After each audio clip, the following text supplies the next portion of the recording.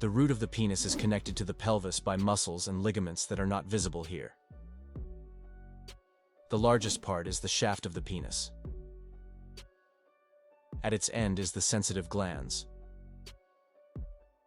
The skin of the penis is highly mobile, elastic, and, unlike normal skin, contains almost no fatty tissue. It is also very thin, which is why veins are easily visible, especially during an erection. The foreskin, also known as the prepuce, covers the glans and protects it from dirt and friction. Its inner surface contains special glands that secrete a sebum-like substance to prevent the sensitive surface of the glands from drying out. In addition, the foreskin acts as a kind of reserve skin. During an erection, the penis enlarges, the prepuce retracts, and thus prevents excessive tension on the skin. For medical or religious reasons, it is not uncommon for it to be removed completely or partially. The erect penis is on average about 15 centimeters long. However, the size varies considerably from person to person.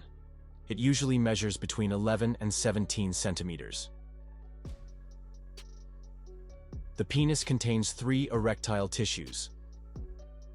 The corpus spongiosum surrounds the urethra, through which both semen and urine are expelled.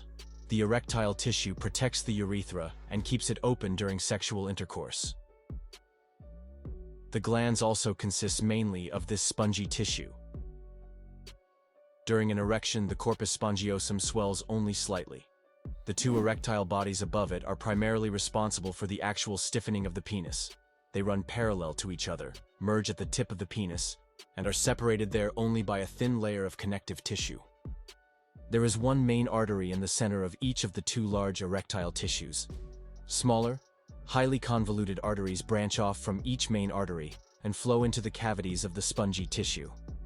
Veins allow blood to flow out of the erectile tissue and back to the heart. The superficial blood vessels mainly supply the skin and the prepuce. The penis is also richly supplied with nerve fibers that perceive touch and can trigger an erection. The penis becomes erect through the release of nitric oxide from certain nerve fibers.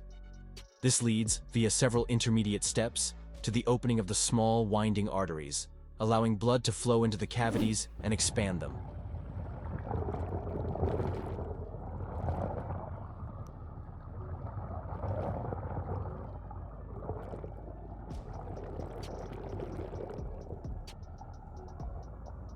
At the same time, the veins constrict, causing the blood to remain in the erectile tissue. That was a quick overview. In one of my next videos, I'll explain the erection process in more detail. If that sounds interesting, don't forget to subscribe. And if you enjoyed this video, feel free to leave a like.